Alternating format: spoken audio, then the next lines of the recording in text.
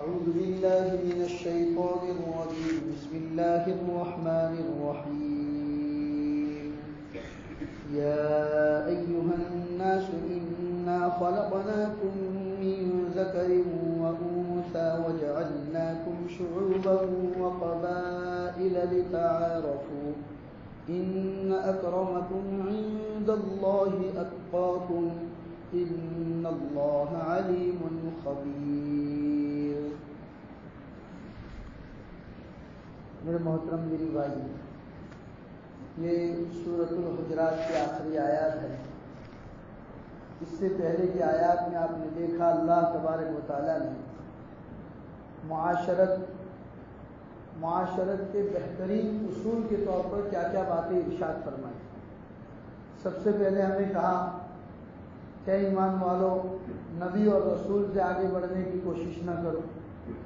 پھر اس کے بعد دوسرا حکم دیا کہ تمہاری آواز تمہارے رسول کی آواز سے اونچی نہیں ہونی چاہیے.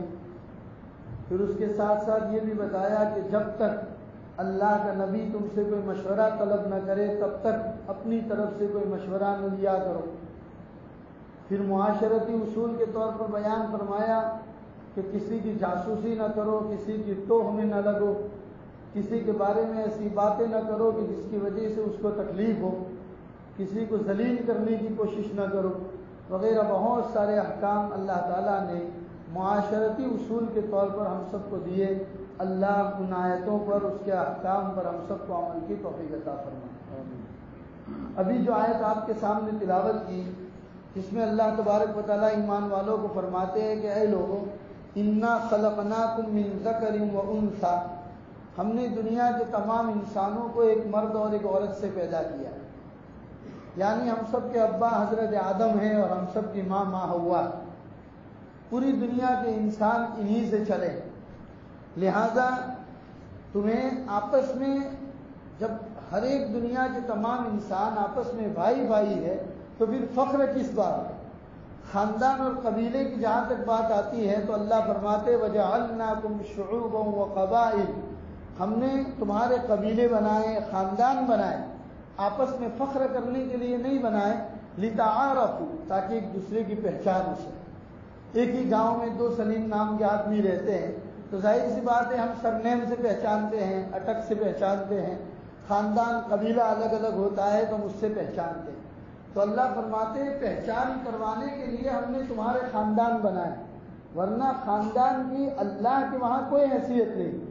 اللہ کے یہاں کس چیز کی حیثیت ہے؟ ان اکرمکم عند اللہ اتقاکم، اللہ کے نزدیک تم میں سے سب سے زیادہ مکرم، سب سے زیادہ معزز اللہ کے دربار میں وہی ہیں جو اللہ سے زیادہ ڈرنے والا ہے، جو زیادہ تقوی اختیار کرنے والا ہے. اللہ کے نزدیک اسی کا مرتبہ اور رتبہ ہے. اسی لیے فرمایا کہ ان سے فخر کرنے کی چیز نہیں. یہ آیت کیوں نازل ہوئی وہ ہم آپ کو بتا دیں کہ جس وقت نبی پاک صلی اللہ علیہ وسلم کے ہاتھوں اللہ تبارک و تعالیٰ نے مکہ کو فتح فرمایا. آپ جانتے ہیں کہ 13 سال کی مکۃ المکرمہ کی زندگی، محمد رسول اللہ صلی اللہ علیہ وسلم کی زندگی انتہائی تکلیف بھری زندگی. مشرکین مکہ نے تکلیف پہنچانے کے جتنے طریقے تھے وہ تمام طریقے آقا نامدار تاجدار مدینہ کے ساتھ اپنا لیے. بالآخر آپ کو مکہ چھوڑنے پر مجبور کیا، مدینہ چلے گئے.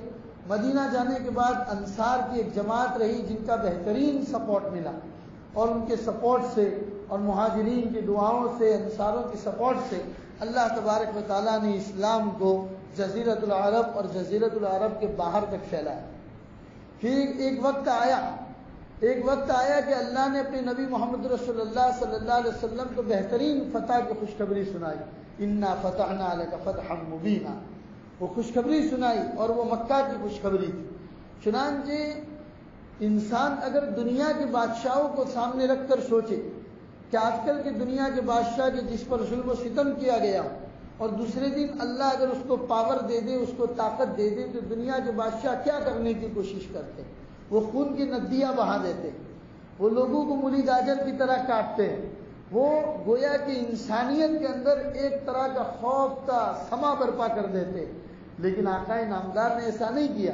جب مکہ میں داخل ہونے کی باری آئی، روایتوں میں آتا ہے کہ ابھی مکہ میں داخل نہیں ہوئے مکہ میں داخل ہونے سے پہلے مکہ کے باہر پڑاؤ کیا ہوا ہے، اور آپ نے سوچا کہ صبح انشاءاللہ مکہ میں داخل ہوں گے، تو اس وقت اللہ کے رسول کے چچا حضرت عباس رضی اللہ تعالیٰ عنہ پورے کے پورے لشکر کی نگرانی کر رہے، معائنہ کر رہے پورے لشکر کی.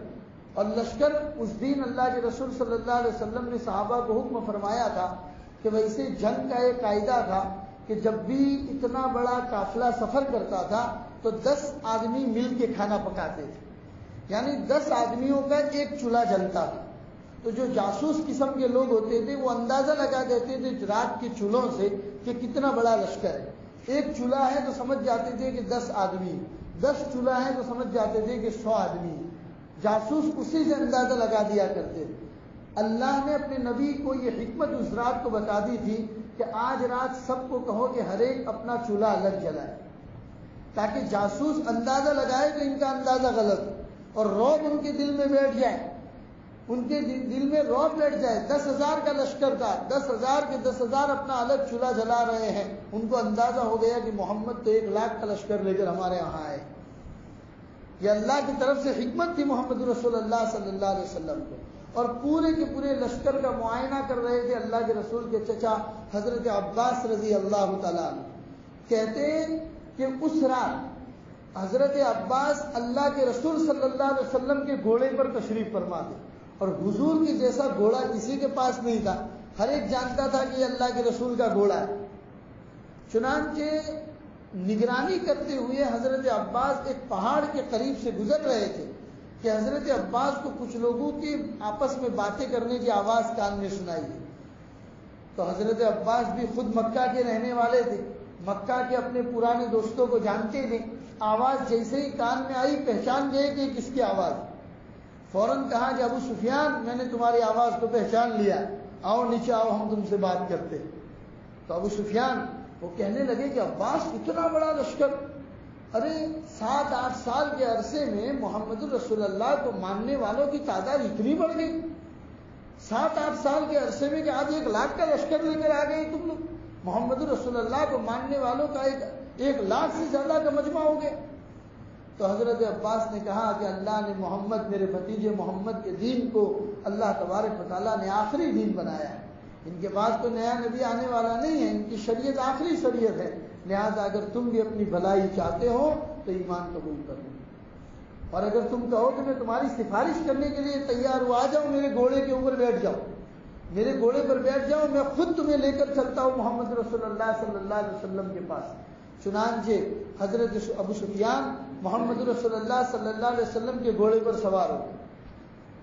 اب لوگ اندھیرا تھا، کھانا پکا رہے تھے، لوگ اپنا کام کرتے تھے. گھوڑا گزرتا تھا تو سمجھتے تھے اللہ کے رسول کا گھوڑا ہے اور حضرت عباس سواری کر رہے ہیں. لیکن اسی وقت حضرت عمر نے پہچان لیا.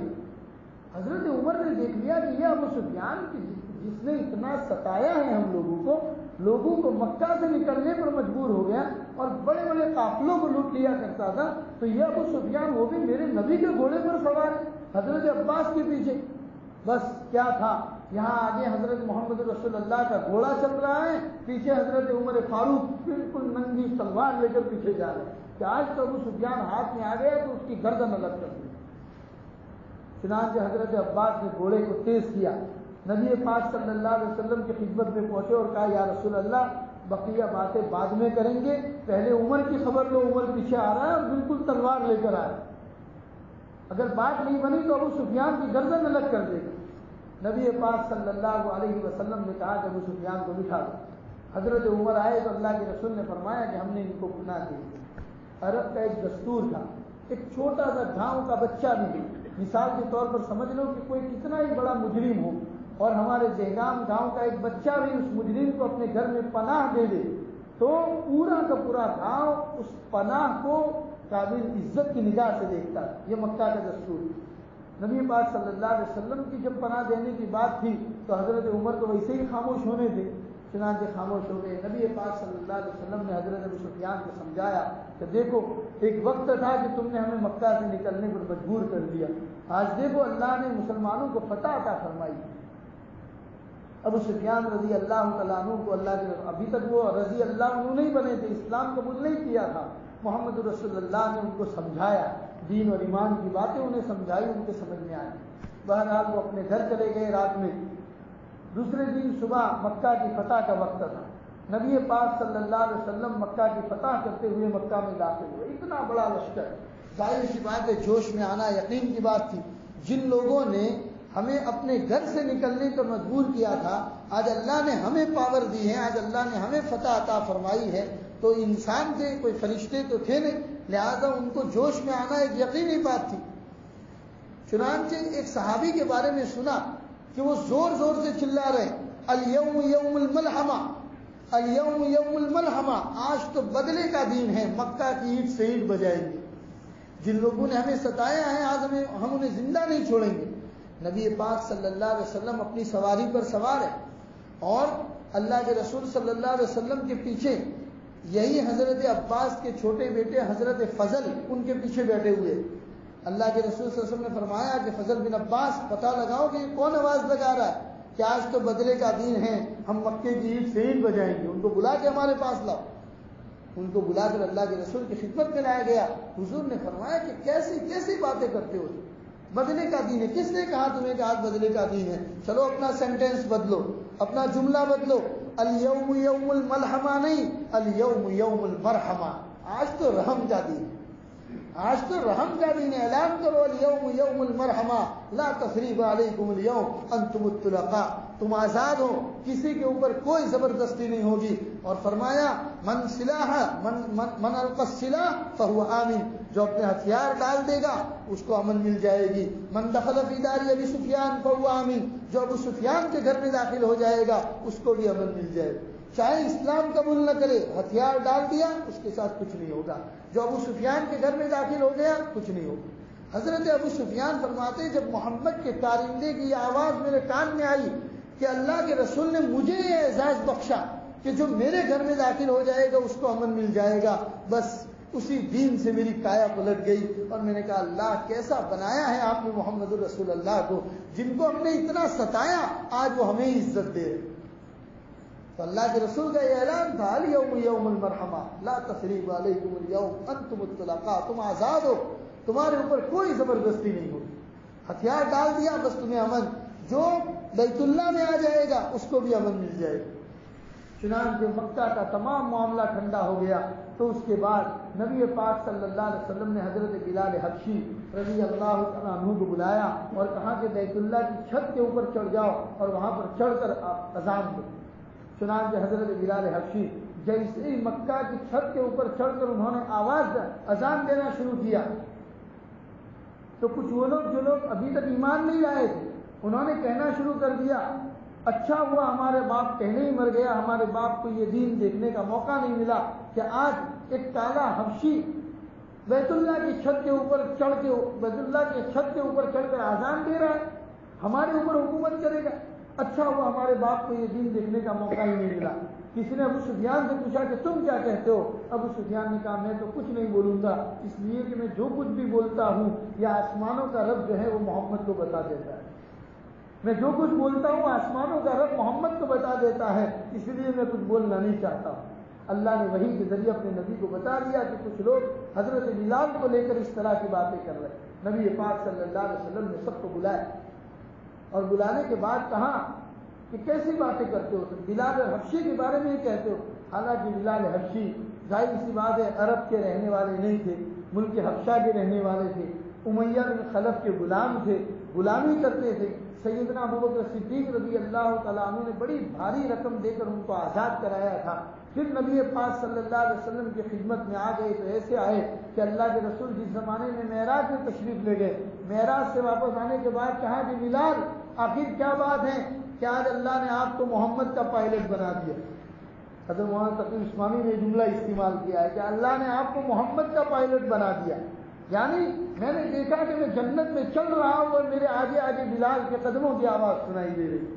حضرت بلال نے فرمایا یا رسول اللہ میرا ایسا کوئی خاص عمل تو نہیں ہے، لیکن ایک عادت ہے میری، جب بھی میں مسجد میں آتا ہوں تو تحیت میں وضو کرتا ہوں اور مسجد میں آنے کے بعد میں تحیت الوضو کے نام کی 2 رکعت نماز پڑھتا ہوں۔ اور بعض روایتوں میں ہے کہ میں مسجد میں آ کر تحیت المسجد کے نام کی 2 رکعت نماز پڑھتا ہوں. نبی پاک صلی اللہ علیہ وسلم نے فرمایا تمہارا یہی عمل ہے جو اللہ کو اتنا پسند آیا کہ میں نے دیکھا کہ میں جنت میں چل رہا ہوں, میرے آگے آگے تمہارے چلنے کی آواز آ رہی. تو نبی پاک صلی اللہ علیہ وسلم نے پھر اس زمانے میں مشرکین مکہ جو سامنے کھڑے تھے ان کو بتایا اور یہ آیت پڑھ کر سنائی کہ دیکھو اللہ نے تمہارے لیے آیت اتاری ہے کہ اے لوگو انا خلقناکم من ذکر و انثی, تمام انسانوں کو ایک مرد اور ایک عورت سے پیدا کیا. تو تمام لوگ اللہ کے دربار میں برابر ہے, کسی کو کسی کے اوپر کوئی فوقیت نہیں ہے. ہاں اگر کوئی انسان اپنا مرتبہ بڑا کرنا چاہتا ہے تو ان اکرمکم عند اللہ اتقاکم, تم میں سے جو سب سے زیادہ متقی ہوگا, اللہ کے دربار میں تقوی اختیار کرنے والا ہوگا, اللہ کے دربار میں اسی کا درجہ بلند ہوگا. یہ قبیلے, تم تو قریش قبیلے سے ہو, تم بنو ہاشم سے ہو, تم فلاں سے ہو, تو یہ قبیلے تو تمہاری آپس کی پہچان کے لیے ہیں, فخر کرنے کے لیے نہیں. تو یہ آیت جو میں نے آپ کو پڑھ کر سنائی یہ اس زمانے میں نازل ہوئی. اس کے تحت بہت سارے احکام ہیں. میرے بھائی مفسرین کرام بیان کرتے ہیں کہ انسان کو ہمیشہ اپنے تقوی کے اوپر نظر رکھنی چاہیے. کبھی کسی بھی چیز کو لے کر, حسن و جمال کو لے کر, مال و اسباب کو لے کر, خاندان کو لے کر, کسی بھی بات کو لے کر فخر نہیں کرنا چاہیے, اس لیے کہ یہ دنیا میں ہم فخر کر سکتے ہیں, اللہ کے دربار میں اس کی کوئی حیثیت نہیں. اللہ کے دربار میں تقوی کی حیثیت ہے. اللہ ہم سب کو تقوی کے عمل کی توفیق عطا کرے. تقوی بہت بڑی چیز ہے. اسی لیے آپ دیکھتے ہیں کہ نکاح کے موقع پر جب ہمارے امام صاحب نکاح پڑھاتے ہیں, خطبہ پڑھاتے ہیں, نکاح کا جو خطبہ ہوتا ہے اور اس میں بھی جو قرآن کریم کی آیت پڑھی جاتی ہے اس میں بھی اللہ نے تقوی کی تعلیم دی کہ بھی تقوی اختیار کرو. تقوی سب سے بڑی چیز ہے. اللہ ہم سب کو تقوی پر عمل کرنے کی توفیق عطا فرمائے. آگے کی آیت پڑھتے ہیں. قالت الاعراب آمنا قل لم تؤمنوا ولكن قولوا اسلمنا ولما يدخل الايمان في قلوبكم وان تطيعوا الله ورسوله لا يلدكم من اعمالكم شيئا ان الله غفور رحيم. فرماتے ہیں کہ چند گاوڑیے قسم کے لوگ, دیہاتی قسم کے لوگ اللہ کے رسول صلی اللہ علیہ وسلم کی خدمت میں آئے اور آ کر کہنے لگے آمنا, ہم ایمان لے آئے. اللہ نے فرمایا محمد انہوں کہو لم تؤمنوا, تم ایمان نہیں لائے ہو, ولکن قولوا اسلمنا, تم یہ کہو کہ ہم نے اسلام قبول کیا. اور اسلام قبول یعنی کہ تم نے ہتھیار ڈال دیے ہیں, تم نے اپنے آپ کو محمد کو سونپ دیا ہے. اندر سے جو ایمان قبول کرنا چاہیے وہ تم نے ابھی تک ایمان قبول نہیں کیا. تو اس کا شان نزول میں آپ کو بتا دوں. نبی پاک صلی اللہ علیہ وسلم کی مدینہ المنورہ کی زندگی میں ایک مرتبہ قحط سالی پڑی, لوگ کھانے پینے اناج وغیرہ کے محتاج ہو گئے. تو نبی پاک صلی اللہ علیہ وسلم نے صحابہ کو اس کی ترغیب دی کہ بھائی جو بھی بھوکوں کو کھلائے گا اللہ تبارک و تعالیٰ کی طرف سے یہ انعام ملے گا. بیت المال کے دروازے اللہ کے رسول نے کھول دیے اور غریبوں کو تقسیم کرنا شروع کیا. تو قبیلے بنو سعد کے چند لوگ اللہ کے رسول کی خدمت میں آئے اور آ کر کہنے لگے یا رسول اللہ ہم بھی ایمان لے آئے ہیں, ہمیں بھی کچھ دیجیے, ہمیں بھی صدقہ خیرات کے ذریعے ہماری بھی مدد کیجیے. نبی پاک صلی اللہ علیہ وسلم نے فرمایا نہیں, اللہ کہتا ہے کہ تم ایمان نہیں لائے, تم نے اسلمنا, اپنے آپ کو سونپا ہے, تم نے اپنے آپ کو سونپا ہے. ایمان لانا کس کو کہتے ہیں؟ اندر سے ایمان لانا, صحیح معنوں میں اللہ اور اس کے رسول کے احکام کو اپنانا, اس کو کہتے ہیں ایمان لانا جو تم نے ابھی تک قبول نہیں کیا ہے. اور اتنا ہی نہیں, یہ لوگ اتنے پہ نہیں رکے, انہوں نے کیا کہا یا محمد, یہ وہ لوگ ہیں کہ جنہوں نے شروع میں آپ کو ستایا, بعد میں انہوں نے اسلام قبول کیا ہے, پھر بھی آپ ان کا اتنا خیال رکھتے ہیں. ہم نے تو آج تک آپ کو کبھی ستایا نہیں ہے, ہم تو سیدھا ایمان لے آئے ہیں, لہذا ہمارا خیال زیادہ رکھنا چاہیے, ہم کو زیادہ دینا چاہیے. اللہ تبارک و تعالیٰ ان کی کتنی پکڑ کرتے ہیں. دیکھیے اللہ فرماتے انہیں کہیے پہلی بات تو یہ ہے کہ تم دل سے ایمان نہیں لائے. وَلَمَّا يَدْخُلِ الْإِيمَانُ فِي قُلُوبِكُمْ, ایمان ابھی تک تمہارے دلوں میں داخل نہیں ہوا. وَإِن تُطِيعُوا اللَّهَ والرسول, اگر تم اللہ اور اس کے رسول کی اطاعت کرو گے, لا یلدکم من اعمالکم شیئا, تو اللہ تمہارے اعمال میں سے ذرہ برابر کمی نہیں کرے گا, کیونکہ ان اللہ غفور الرحیم, اللہ معاف کرنے والا بھی ہے, رحم کرنے والا ہے. ایمان والے کون ہوتے ہیں؟ انما المؤمنون الذین آمنوا باللہ ورسولہ, ایمان والے تو وہ ہوتے ہیں جو اللہ اور اس کے رسول پر ایمان لاتے ہیں. ثم لم یرتابوا, پھر وہ کنفیوژن میں نہیں رہتے ہیں, وہ کنفیوز نہیں ہوتے ہیں کہ ہم کون سے دھرم میں جائیں تو جائیں نہ جائیں, اور قبول کریں تو کیا قبول کریں کیا نہ کریں. ثم لم يرتابوا، وہ لوگ شک میں نہیں پڑتے ہیں، وہ کنفیوژن میں نہیں رہتے ہیں. وجاہدوا باموالہم وانفسہم فی سبیل اللہ، وہ لوگ اپنے مال سے اپنی جان سے اللہ کے راستے میں جہاد کرتے، اللہ کے راستے میں کوشش کرتے ہیں. اولئک هم الصادقون، یہی لوگ سچے لوگ، یہی لوگ ایمان لانے لوگ. تم لوگ تو صدقہ خیرات لینے کے لیے اسلام قبول کیا، لہذا تمہیں صحیح معنوں میں ایمان قبول کرنے والا نہیں کہا جائے گا. اور اتنا ہی نہیں، اوپر سے آ کے میرے نبی کو یوں کہتے ہو کہ ہم نے دین قبول کر کے تمہارے اوپر احسان کیا. اتعلمون اللہ بدینکم، تم اپنے دین سے اللہ کو باخبر کرتے ہو، اللہ کو بتاتے ہو کہ اللہ بھی ایمان لائے ہیں، لہذا ہم کو صدقہ خیرات زیادہ ملنا چاہیے. واللہ یعلم ما فی السماوات وما فی الارض، اللہ تمام آسمانوں اور زمینوں کی چیزوں کو جانتا ہے. واللہ بکل شیء علیم، اور اللہ ہر چیز کا علم رکھنے والا ہے. لہذا اگر ایمان قبول کرو تو دل سے کرو. تم اپنے دل میں کیا رکھتے ہو، زبان سے کیا بولتے ہو، اللہ کو سب پتا ہے.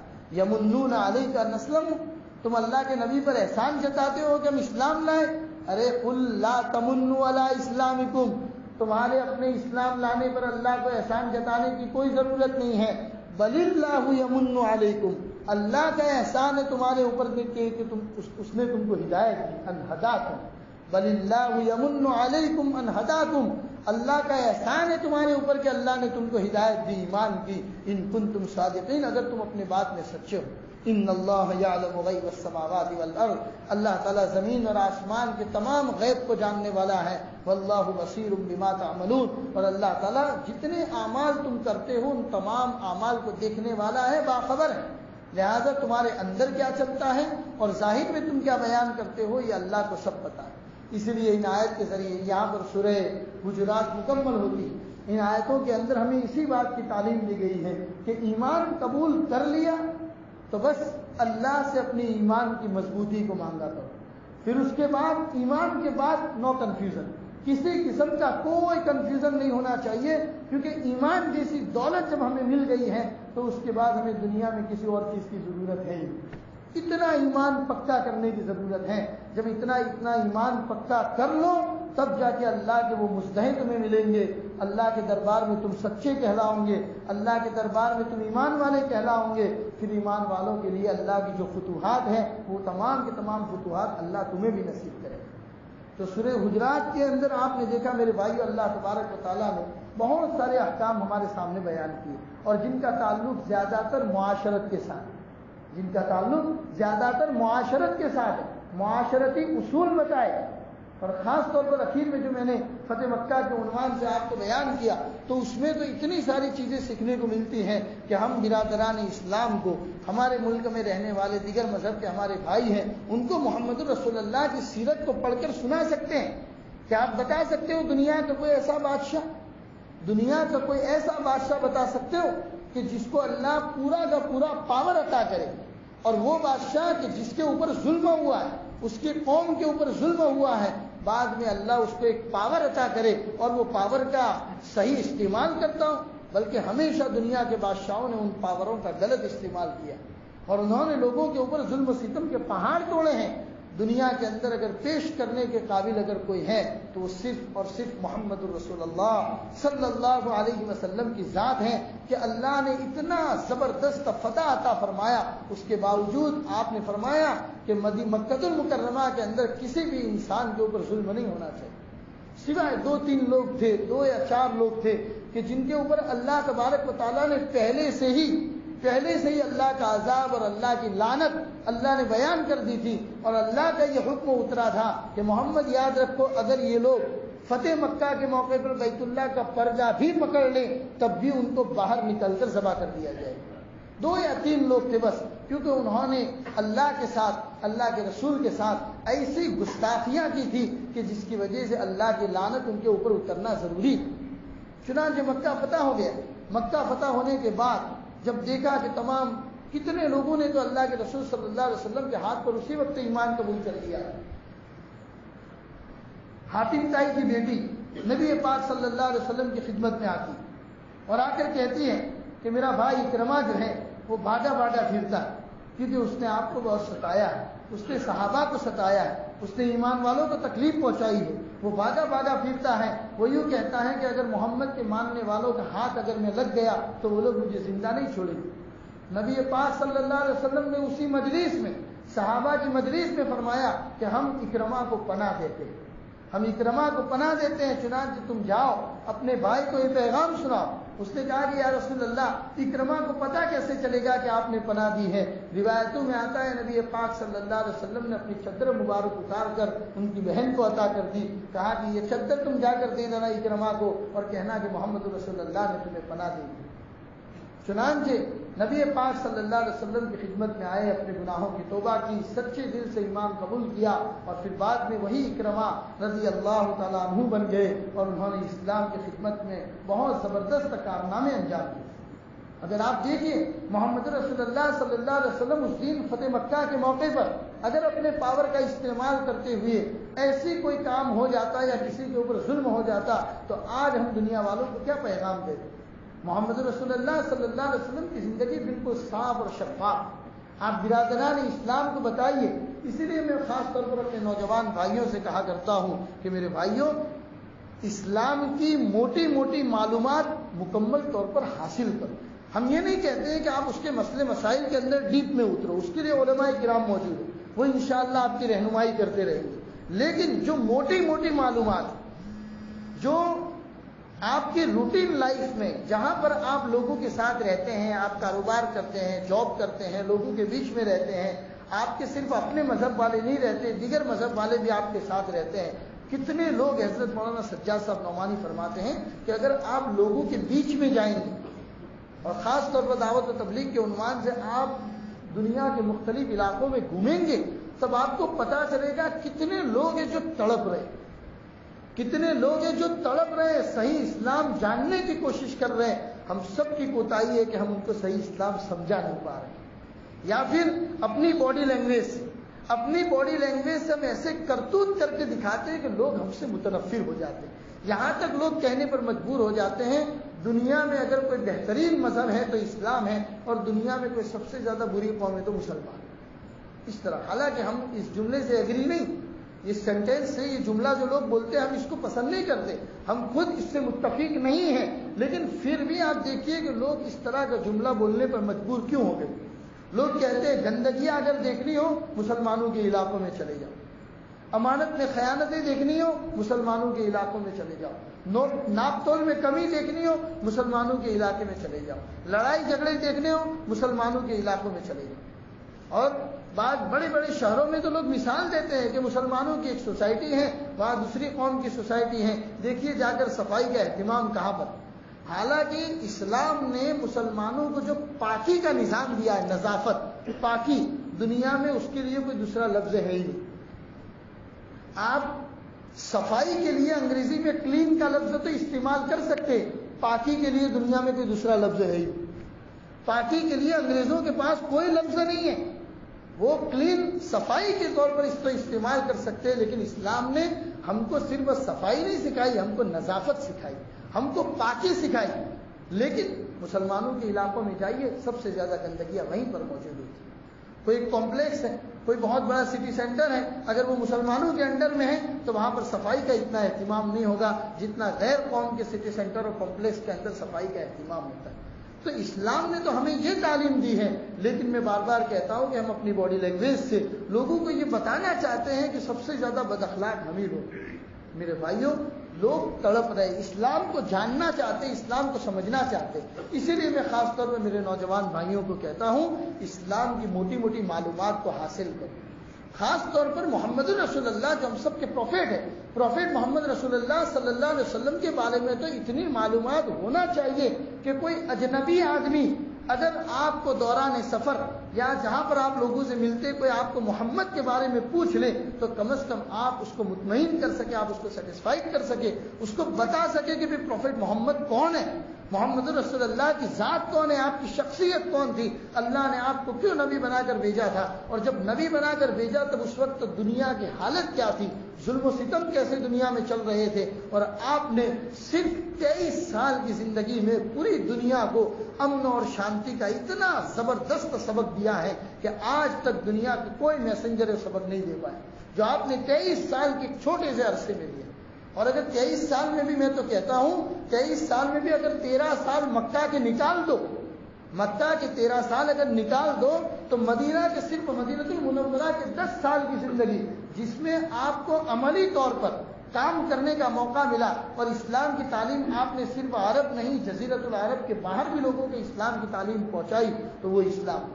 چنانچہ حضرت سلمان فارسی رضی اللہ تعالیٰ عنہ عرب کے نہیں تھے, وہ تو فارس یعنی کہ ایران کے رہنے والے تھے, لیکن جب اسلام قبول کر دیا اور سیدنا عمر فاروق رضی اللہ تعالیٰ عنہ کے زمانے میں ایران فتح ہوا تو ایران کے فتح کے موقع پر اس پوری کی پوری فوج کے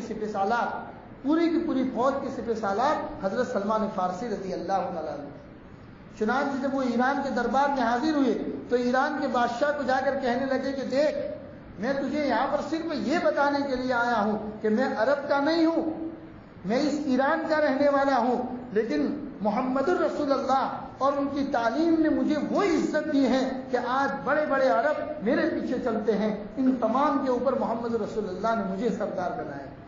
اسلام بھید بھاؤ کو نہیں مانتا, اسلام آپس میں لامساس کو نہیں مانتا, اسلام تو تمام لوگوں کو برابر مانتا ہے. چنانچہ حضرت سلمان کی فارسی کی وہ تقریر نے ایران کے بادشاہ کو اتنا زبردست اثر کیا کہ وہ اسلام کو سمجھنے پر مجبور ہوئے. لہٰذا میرے بھائیوں, خاص طور پر میرے نوجوان بھائیوں, قرآن کریم کی تعلیمات کو سمجھو, محمد رسول اللہ کے پیغامات کو سمجھو, آپ کی ذات کو سمجھو. ہر نوجوان آدمی کو محمد رسول اللہ کی اتنی معلومات ہونی چاہیے کہ سامنے والا کوئی بھی آدمی اگر پوچھے تو وہ اپنے آقا انعامدار تاجدار مدینہ کے بارے میں بتا سکے. آپ نے ایک نام سنا ہوگا جناب مشتاق صاحب, ابھی 3 سال پہلے ان کا انتقال ہو گیا. بمبئی کے تھے اور بڑے زبردست دعوت و تبلیغ میں لگے ہوئے تھے اور زبان میں اللہ نے ایسی زبردست تاثیر عطا فرمائی تھی کہ جب بھی بات کرتے تھے تو مجمع دھاڑے مار کر روتا تھا. اللہ نے تاثیر ان کی ذات میں ایسی پیدا فرمائی تھی. جناب مشتاق صاحب, آپ نے ان کی کیسٹیں بھی ان کی چلتی ہے, ان کی تقریریں بھی آپ نے سنی ہوگی. انہوں نے خود اپنا واقعہ بتایا. ایک مرتبہ ہم لوگ بمبئی میں حضرت مولانا منیر صاحب کی مجلس میں بیٹھے ہوئے تھے تو حضرت مولانا منیر صاحب کے ہاتھ پر وہ بیت تھے تو وہیں پر تشریف لائے تو انہوں نے خود اپنا واقعہ سنایا کہ میں ڈی کمپنی میں رہا کرتا تھا اور اسی زمانے میں ایک مرتبہ میں جالندھر ایکسپریس گاڑی میں بیٹھ کر دہلی کا سفر کر رہا تھا. اپنی زندگی میں مست تھا, لوگوں کو لوٹنا, سپاری لینا, کسی کو مرڈر کر دینا, کسی کو مار دینا, کھنڈنی لینا, پیسے اگرانا, سب یہی کام کیا کرتا ہے.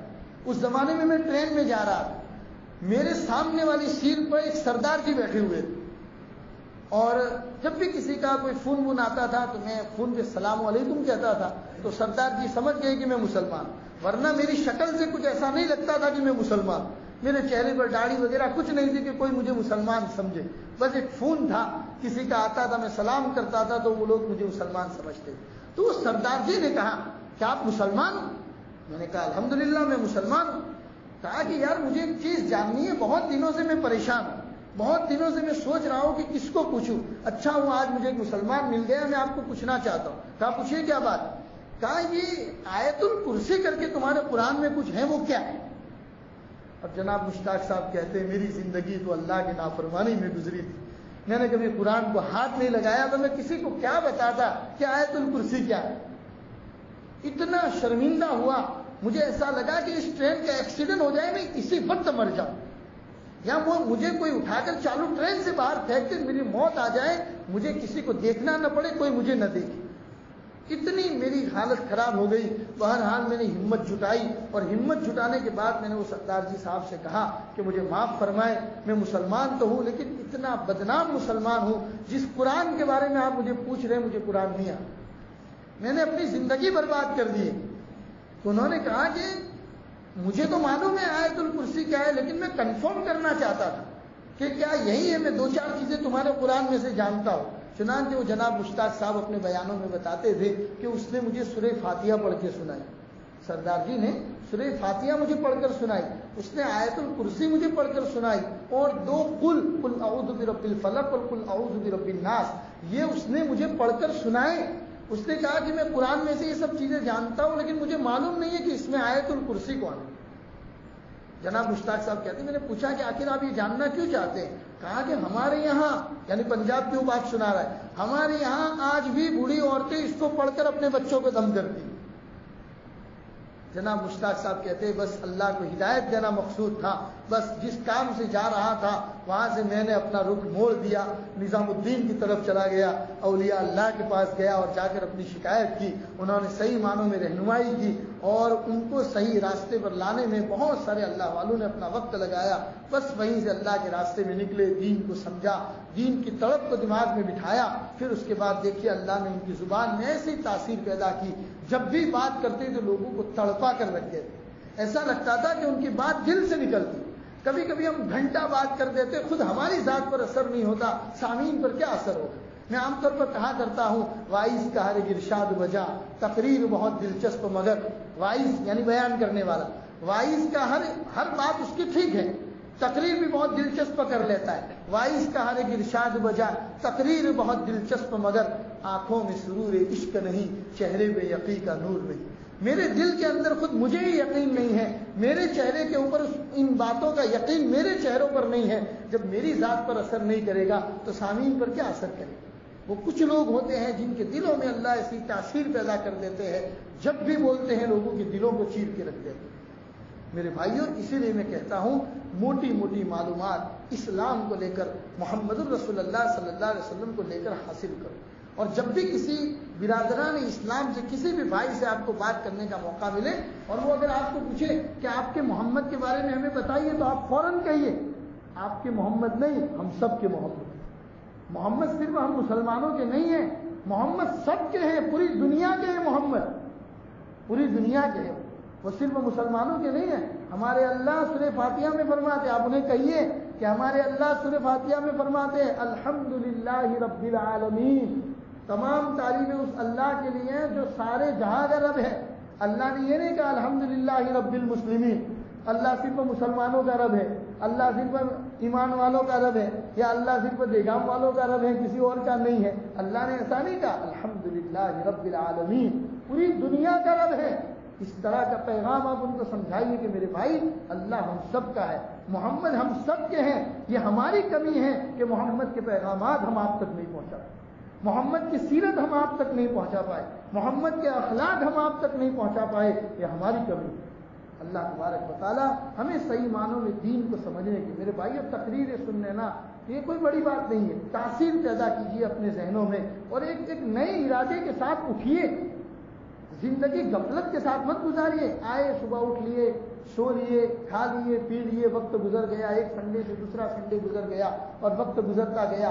وقت ایسا مت گزاریے۔ ہم مسلمان قوم ہیں اور مسلمان قوم دنیا میں بیدار قوم سمجھی جاتی ہے، اور مسلمان کے بچے اپنا وقت ایسے ہی غفلت والی زندگی میں نہیں گزارا کرتے۔ ایک نئے امنگ کے ساتھ، نئے ارادوں کے ساتھ، نئے عزائم کے ساتھ اٹھیے، کچھ کرنے کی عادت ڈالیے اپنے اندر، کچھ کر کے دکھانا ہے، محمد رسول اللہ اور اللہ کے پیغام کو دنیا میں پہنچانا ہے۔ اور جو لوگ خاص طور پر ہمارے دوست و احباب ہیں، ہمارے ساتھ رہتے، برادران وطن میں سے ہیں، دوسرے مذہب کے ہیں لیکن ہمارے ساتھ رہتے ہیں، اٹھتے بیٹھتے ہیں ان کے ساتھ، جاب کرتے، کاروبار کرتے، ڈیل کرتے ان کے ساتھ، تو ان کو محمد رسول اللہ کا پیغام پہنچانا، اللہ کی باتیں بتانا، یہ ہم سب کی ذمہ داری ہے میرے۔ اللہ ہم کو اس ذمہ داری سمجھنے کی توفیق عطا فرمائے۔ اور بس یہیں پر آج اپنی بات کو ختم کرتا ہوں، اس لیے کہ گزشتہ کل رات ہمارے دارالعلوم میں حضرت مفتی صاحب کا انتقال ہو گیا، جو ہر جمعہ کو ہمارے جہگامی کی وہ دوسری مسجد ہے اس میں بیان کے لیے آیا کرتے تھے، 2 سال سے آتے تھے، پابندی سے جمعہ کے دن بیان کرتے تھے ہمارے جہگام کی مسجد میں۔ بیچارے اچانک اللہ کو پیارے ہو گئے، سفر میں گئے ہوئے تھے اپنے گھر پر بہار میں، اور 2-3 دن بیمار بھی رہے، لیکن رات کو اچانک سانس لینے میں تکلیف ہونے لگی، اور وہیں گھر کے قریب میں ایک اسپتال تھا، ابھی نہیں جا رہے تھے کہ راستے میں ان کا انتقال ہو۔ زیادہ عمر نہیں تھی، بس ہم سے 2-4 سال بڑے تھے، لیکن اخلاق کا بڑا مجسمہ تھا۔ ہمارے مولانا شعیب کہنے لگے کہ مولانا ایسا لگتا ہے کہ تسبیح کا کوئی تارا ٹوٹ گیا ہے، تسبیح کا کوئی دھاگا ٹوٹ گیا ہے، اور پارے جیسے گرتے ہیں اس طریقے سے علماء کرام دنیا سے اٹھتے جائیں۔ ایسا لگتا ہے کہ اللہ اچھے اچھے لوگوں کو اپنے پاس بلا رہا ہے، اور ہم لوگوں کے بیچ میں سے ایسے اچھے لوگ چلتے جا رہے ہیں۔ میرے بھائی اتنے اخلاق کے مجسمے تھے، ہمیشہ فکر کیا کرتے تھے، کسی نہ کسی کی کوئی بھی کئی علاقے میں جاتے تھے، دیگام میں بھی آتے تھے تو دیگام کی کسی بات کو لے کر ہمیشہ میرے ساتھ ڈسکس کیا کرتے تھے، مولانا آئندہ جمعہ کو اس موضوع پر بات ہونی چاہیے تاکہ لوگوں کو پتہ چلے۔ بعض مرتبہ کہتے تھے مولانا وہ مسجد ایسی ہے کہ جس میں عام طور پر یہ دہیج وغیرہ میں کام کرنے والے لوگ بھی وہاں پر نماز پڑھنے کے لیے آتے، بیچارے کمپنیوں میں کام کرتے، ان کو اسلام کی زیادہ معلومات نہیں ہے، تو دہگام کی اس مسجد کے پلیٹ فارم سے ایسا میسج جانا چاہیے تاکہ آنے والے مصلیوں کو یہ ہر مرتبہ فکر میں رہتے۔ کبھی کبھی مجھ سے کہتے تھے کہ آپ نے دار ارقم میں جمعہ میں کیا بیان کیا، کیا باتیں کی، کچھ باتیں مجھے بتاؤ تاکہ، حالانکہ وہ خود علم کے پہاڑ تھے، علم کے پہاڑ تھے، بہت بڑے آدمی تھے، پھر بھی ہم کو بڑا بناتے تھے اور ہم کو بار بار آ کے پوچھتے تھے، ہر چیز کی فکر میں لگے رہتے تھے۔ گزشتہ سال لاک ڈاؤن کے بعد آپ کی اس مسجد میں بیان شروع ہو چکا، وہاں بیان نہیں شروع ہوا تھا، تو وہاں پر عثمان بھائی وغیرہ کر کے کوئی ہے، تو ان کو جا کر کہنے لگے کہ ابھی تک آپ نے بیان کیوں شروع نہیں کیا، آپ کی مسجد تو سڑک کی مسجد ہے اور وہاں پر دور دراز سے کمپنیوں والے لوگ آتے ہیں اور ایمان کی دین کی باتیں سنتے، آپ کو شروع کرنا چاہیے۔ ہمیشہ اس کی فکر میں رہتے۔ میں خود نیپال کے سفر پر تھا اور نیپال سے جب میں بہار آنے لگا، مجھ سے 200 کلومیٹر دور تھے، اس کے باوجود بیچارے گاڑی لے کر ملاقات کے لیے آئے، کہنے لگے آپ میرے وطن آئے ہیں اور میں آپ کی ملاقات نہ کروں، اور اپنے علاقے کا دورہ کرایا، اپنے ہی گاؤں میں جمعہ کا بیان کرایا، کتنے لوگوں سے ملوایا، وہاں دیکھا کہ کتنی عزت اللہ تبارک و تعالیٰ نے ان کو عطا فرمائی، اور فقہ اور فتاوا کو لے کر اتنا زبردست کام کرتے تھے میرے بھائی، مسائل کو لے کر اتنا زبردست کام کرتے تھے۔ ابھی انہوں نے ایک کتاب پر کام کیا ہے، فتح فلاحیہ کے نام کے، تو پوری دنیا میں ایک ایپ چلتی ہے کتابوں کو لے کر جن کو مکتبہ شاملہ کہا جاتا ہے، اس میں اس کتاب کو اول نمبر پر رکھا گیا ہے، پاکستان سے بنائی گئی ہے اس ایپ کو، اس کتاب کو اول نمبر پر رکھا گیا ہے۔ اتنا زبردست دین کا کام کرتے، چھوٹے چھوٹے 5 معصوم بچے ہیں، تو بیوی بچے تو سب یہاں ماٹلی والا میں تھے، مولانا وہاں انتقال کر گئے، ہم لوگ پوری رات بس اسی کے پیچھے لگے اور ان کے ٹکٹ کا انتظام کیا۔ صبح 11:30 بجے کی فلائٹ تھی بمبئی سے، رات کو ہم نے ان کو بمبئی تک پہنچایا اور ابھی تقریباً 2:15 بجے وہ وہاں دربھنگہ کے ایئرپورٹ پر اترے ہیں، اور ابھی عصر کے بعد ان کی نماز جنازہ تھی۔ تو خاص طور پر ہمارے دہگام کے اوپر بھی ان کے احسان تھے، بیان کیا کرتے، 2-3 دن پہلے تو اس مسجد میں ان کے لیے دعا بھی ہوئی تھی، تو ہم سب کی ذمہ داری ہے کہ ہم ان کے لیے دعا کریں۔ اللہ والے ہیں، دین کی اتنی خدمت کی ہے، اللہ ان کے بچوں کو کبھی ضائع نہیں کرے گا انشاءاللہ، لیکن ہم دعا کریں کہ اللہ ان کے بچوں کی کفالت فرمائے، اللہ تعالیٰ حضرت مفتی صاحب کے درجات کو بلند فرمائے۔ ہم نے تو ہل کے رکھا دیا، پورے دارالعلوم کو ہلا کر رکھ دیا، پوری رات سو نہیں پائے، جب بھی سونے جاتے ان کا چہرہ سامنے آ جاتا، جب بھی سونے جاتے چہرہ سامنے آ جاتا، وہ ہنستا ہوا چہرہ، ہمیشہ لوگوں کی فکر میں لگے رہنا، کبھی بھی کوئی کام سونپا ہو۔ ابھی دہگام ہی سے ایک صاحب کا مجھے ایک مرتبہ، جس زمانے میں آپ دہگام والے کیٹے بناتے تھے، اس زمانے میں ایک صاحب کا رات کو میرے اوپر فون آیا کسی مسئلہ پوچھنے کے لیے، میں نے تقریباً رات کے 12:30-1 بج رہا تھا، میں نے ان کو فون کیا، مجھے بعد میں افسوس ہوا کہ وہ سو گئے تھے اور میں نے ان کو فون کیا، لیکن انہوں نے اسی وقت اتنی بشاشت سے میرے مسئلے کا جواب دیا، مجھے مسئلہ سمجھایا اور ذرہ برابر پریشانی کا اظہار نہیں کیا، جتایا بھی نہیں کہ میں سویا ہوا تھا، تم نے مجھے کیوں جگایا۔ میں نے صبح اٹھ کے ان سے معافی مانگی تو انہوں نے کہا نہیں مولانا، دین کے لیے تو ہے، اگر یہ زندگی دین کے معاملے میں کام نہ آئے تو زندگی کس کام۔ تو اتنے اچھے آدمی تھے، اللہ کو پیارے ہو گئے، بس ان کے لیے دعا کریں، ان کے بچوں کے لیے دعا کریں، اللہ تبارک و تعالیٰ ان کے بچوں کی کفالت فرمائے۔ میرے بھائیوں، ہم سب کو بھی ایک موت کی تیاری کرنے کی ضرورت، موت اپنے وقت پر آئے۔ کوئی انسان یہ کہے کہ مجھے وقت سے پہلے آ گئی، یہ تو بہانہ ہے، کورونا کہو، ہارٹ اٹیک کہو، ایکسیڈنٹ کہو، اللہ نے اس کو بہانہ بنا دیا۔ ڈائریکٹ اللہ کوئی آدمی بیٹھا ہوا ہے، اس کو ایسے ہی روح قبضہ کر لیں گے تو پھر ظاہر سی بات ہے کہ دنیا واویلا بہت مچائے گی، اسی لیے اللہ نے کوئی نہ کوئی بہانہ اتار دیا۔ تو موت اپنے وقت پر آئے گی، ایک دن مجھے بھی آنی ہے، ایک دن آپ کو بھی آنی ہے، اور ہم ایمان والے ہیں، ہمارا ایمان ہے اس بات کے اوپر کہ ہم موت سے گھبراتے نہیں، ہم موت سے گھبراتے نہیں ہیں، ہمیں بھی وقت مقررہ پر اپنے اللہ کے پاس جانا ہے، دنیا میں کی ہوئی زندگی کا اللہ کے حضور حساب دینا ہے۔ اس بات کے اوپر ہم سب کا ایمان ہے الحمدللہ، بھلے ہم عبادت میں کمزور ہیں لیکن ایمان ہمارا اس بات پر مضبوط ہے کہ موت ایک وقت پر آئے گی، اس لیے ہم موت سے نہیں گھبراتے، گھبراتے اس بات سے کہ موت اگر آئے تو کہیں ایسا نہ ہو کہ ایمان سے محروم ہو جائے، اللہ حفاظت فرمائے۔ موت سے پہلے اللہ ہم سب کو موت کی تیاری کی توفیق عطا فرمائے، اور جب بھی موت کا فرشتہ ہمیں لینے کے لیے آئے، ہنستے ہوئے ہم استقبال کرتے ہوئے اللہ کے دربار میں حاضر ہو، اور جب ہماری روح اللہ کے عرش کے پاس پہنچے تو اللہ کے آسمان کے فرشتے آسمان کے دروازے کھول کر ہماری روح کا استقبال کرے، ہماری روح کو ویلکم کرے۔ ایسی موت اللہ ہم سب کو عطا کرے۔ لہٰذا موت سے گھبرانے کی ضرورت نہیں ہے. اور خاص طور پر یہ کورونا وغیرہ کو لے کر تو میں خاص طور پر کہتا ہوں میرے بھائیوں، آپ یہ سماچار دیکھنا اور یہ سب دیکھنا، یہ معلومات دیکھنا ہی بند کر دیجیے. حضرت تھانوی علیہ الرحمٰن نے آج سے 100 سال پہلے فرمایا تھا کہ مینٹالٹی کا جسم پر اثر ہوتا ہے. ڈاکٹر صاحب موجود ہیں، وہ جانتے ہیں مینٹالٹی جو ہوتی ہے انسان کے دماغ کی جو مینٹالٹی ہوتی ہے اس کا جسم پر اثر ہوتا ہے. آپ چاہو نہ چاہو مینٹالٹی کا اثر ہو. ایک آدمی تندرست ہے، گھر میں بیٹھا ہوا ہے، آپ 50 آدمیوں کو باری باری اس کے گھر پہ بھیجو، اس کی ملاقات کرو اور ہر آدمی یہ کہے کہ یار آپ کو تو بخار ہے، حالانکہ کچھ نہیں ہے، لیکن 50 آدمی اس کو کہیں گے شام تک اس کو بخار آ جائے. یہ مینٹالٹی کا اثر ہوتا ہے. حضرت تھانوی نے فرمایا کہ انسان جو سوچتا ہے اس سوچ کا اثر اس کی رگوں میں دوڑنے والے خون کے اوپر پڑتا ہے، تو تندرست آدمی کو بھی بیمار کر دیتا ہے. لہذا اس طرح کی رپورٹ پڑھنے کی ضرورت نہیں. مسلمانوں کو تو اپنی رپورٹ تیار کرنی ہے. فَمَن يَعْمَلْ مِثْقَالَ ذَرَّةٍ خَيْرًا يَرَهُ وَمَن يَعْمَلْ مِثْقَالَ ذَرَّةٍ شَرًّا يَرَهُ وَأَمَّا مَنْ أُوتِيَ كِتَابَهُ بِيَمِينِهِ. بس اللہ کل قیامت کے دن میری رپورٹ میرے داہنے ہاتھ میں دے دے اور جنت الفردوس کا داخلہ ہو جائے. کل قیامت کے دن اللہ میری رپورٹ مجھے بائیں ہاتھ میں نہ دے. بس اسی کی ہمیں اللہ سے دعا کرنی ہے کہ دنیا کی رپورٹ پڑھنے کی ضرورت نہیں ہے. فکر کرنی ہے توبہ کیجیے، فکر کرنی ہے استغفار کیجیے، فکر کرنی ہے اپنے اللہ کی طرف متوجہ ہو جائیے. بس دعا کیجیے اللہ تعالیٰ سے کہ جو بھی زندگی اللہ بچی ہو، اب تک جو کٹی ہے تیرا فضل اور کرم ہے، تو نے اچھی گزاری. اپنی زندگی میں ہمیں کوئی شکوہ شکایت نہیں. اب تک جتنی بھی کٹی ہیں آپ نے بہت اچھی گزاری ہے. جب بھی آپ اپنے پاس بلائے ایک احسان فرما دیجیے گا کہ ایمان کے ساتھ بلائیے گا اور آپ ہم سے راضی ہوئے ایسی حالت میں بلائیے گا. اس کے علاوہ ہمیں کسی اور چیز کی ضرورت نہیں. اس کی فکر کرنے کی ضرورت ہے میرے بھائیوں. اللہ ہم سب کو اس کی فکر کرنے کی توفیق عطا فرمائے. درود شریف پڑھیے.